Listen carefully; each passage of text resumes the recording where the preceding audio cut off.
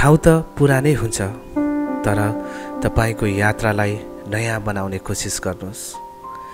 एकैछिन रोकिएर लामो सास लिँदै आँखा बन्द गरेर प्रकृतिको यो अनुपम चिजलाई महसुस गर्नुहोस्। यो पहाडहरूले तपाईलाई नै हेरिरहनेछ। बादलका तुषारोहरूले तपाईलाई स्पर्श गर्न आउनेछ।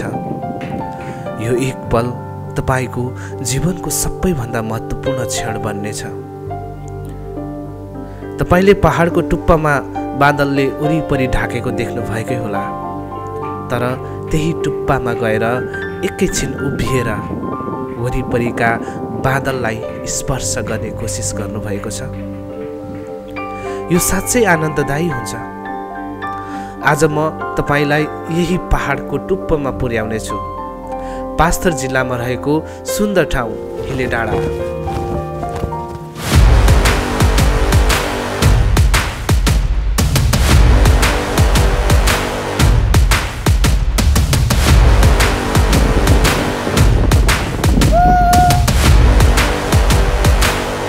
हेलो, अहिले चाहिँ हामी घुर्बिसे पञ्चमीमा छौँ र विशेष गरेर तपाईँहरूलाई भन्नुपर्दा यो घुर्बिसे पञ्चमी चाहिँ फाकपोक 2 पाँचथरमा पर्छ र यहाँबाट चाहिँ हामी अब 8.2 किलोमिटरको दूरीमा रहेको हिले डाँडा जाँदैछौँ। हिले डाँडा चाहिँ एकदमै यो पर्यटकीय स्थल चाहिँ भर्खर नै बनिँदैछ।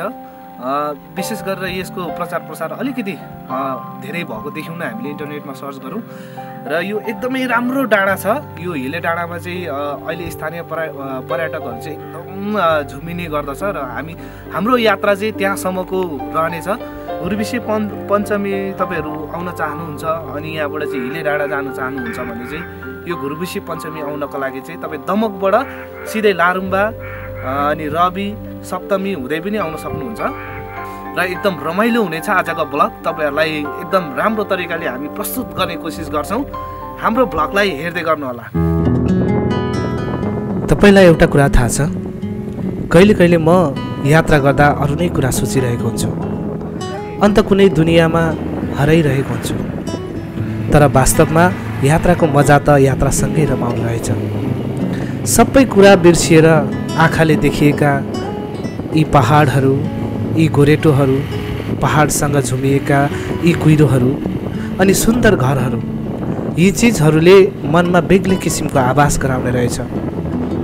8.2 किलोमिटरको यात्रा अनि केही पर पुगेपछिको यो विश्राम। हेलो, अहिले चाहिँ हामी अब 1 किलोमिटर पनि छैन, लगभग अब हामी चाहिँ केही समयको दूरीमा हिले डाँडा आइपुग्दैछौँ र यहाँको दृश्य तपाईँहरूलाई एकदम मजाले देखाउनेछौँ। गलिरहेछ, सो एक्साइटेड होइन, जस रमाइलो पनि भइरहेछ, एक्साइटेड है। हेलमेट खोल्छु ल, ओके, खाए ल भने जस्तो भइगयो नि। जस रमाइलो भइरहेछ, यहाँको चिसो मौसम हामीले महसुस गरिरहेछौँ र स्पेसली हामी हिले डाँडा एकदम रमाइलो तरिकाले घुम्नेछौँ र तपाईँहरूलाई पनि सकेसम्म हामी त्यहाँका केही कुराहरू देखाउनेछौँ र कुनै बेला मौका मिल्यो, कुनै बेला त्यस्तो समय मिल्यो भने तपाईँहरू पनि आएर घुम्नु होला। किनभने लाइफमा हामीले अनुभव गर्ने कुरा भनेको चाहिँ यही प्रकृति हो होइन। प्रकृतिमा के छ भन्ने कुराहरू चाहिँ अनुभव गऱ्यौँ भने हामीलाई मनमा शान्ति मिल्छ। शान्ति भन्दाखेरि नामको शान्ति होइन नि, फेरि जस फिलिङ्स ह्याप्पी हुन्छ होइन, जस रमाइलो हुन्छ। आफ्नो के अरे यो प्रकृतिको दृश्यलाई हेर्दाखेरि आनन्द मिल्छ।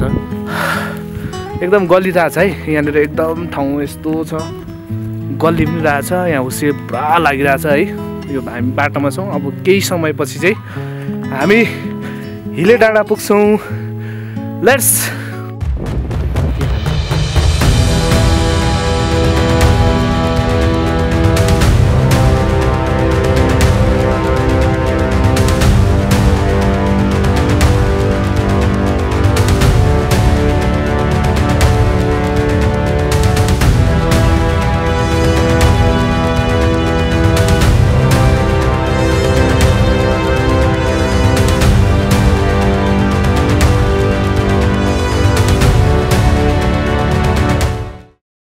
हेलो साथीहरू, अहिले चाहिँ हामी ठ्याक्कै यो हिले डाँडा आइपुग्यौँ र यहाँ चाहिँ एकदम हुस्से लागिरहेको रहेछ।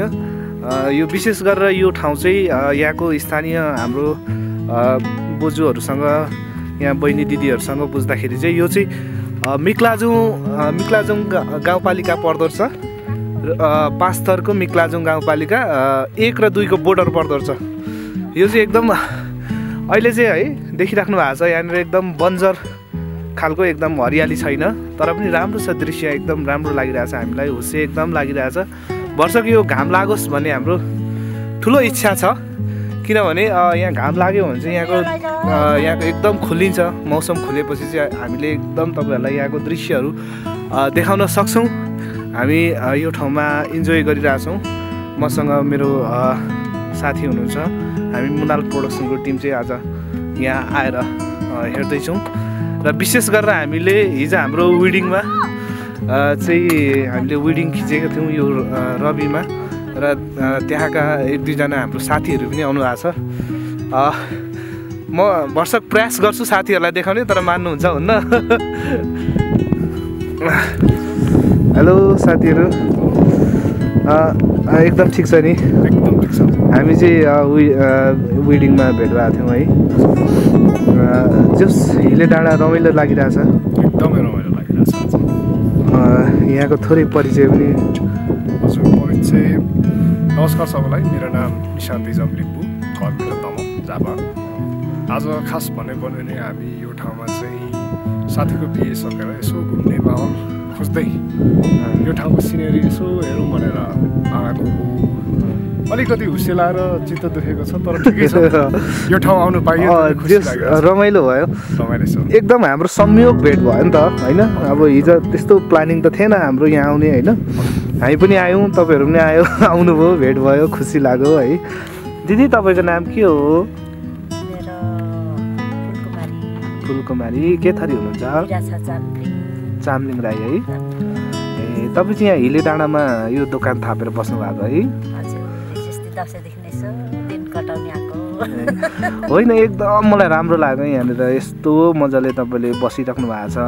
यहाँनिर मान्छेहरू कतिको घुम्न आउँछ दिदी? आउँछ नि, दसैँ तिहारमा त यो डाँडा भोलि हुन्छ। अब फागुन 29 गते यहाँ लाग्छ मेला पनि लाग्छ है यहाँनिर? लाग्छ नि, 29 गते ठुलो फागुन।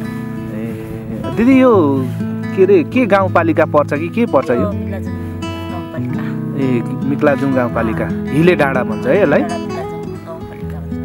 लेट्स गाइज, अहिले चाहिँ हामी यो डाँडाको हिले डाँडाको चाहिँ झुर्लुङ्गे पुलमा छौँ है। रमाइलो भइरहेछ। यहाँ झुर्लुङ्गे पुलदेखि चाहिँ पोखरी छ, एकदम रमाइलो ठाउँहरू हामी अहिले घुमिरहेछौँ। जस्ट रमाइलो भइरहेछ।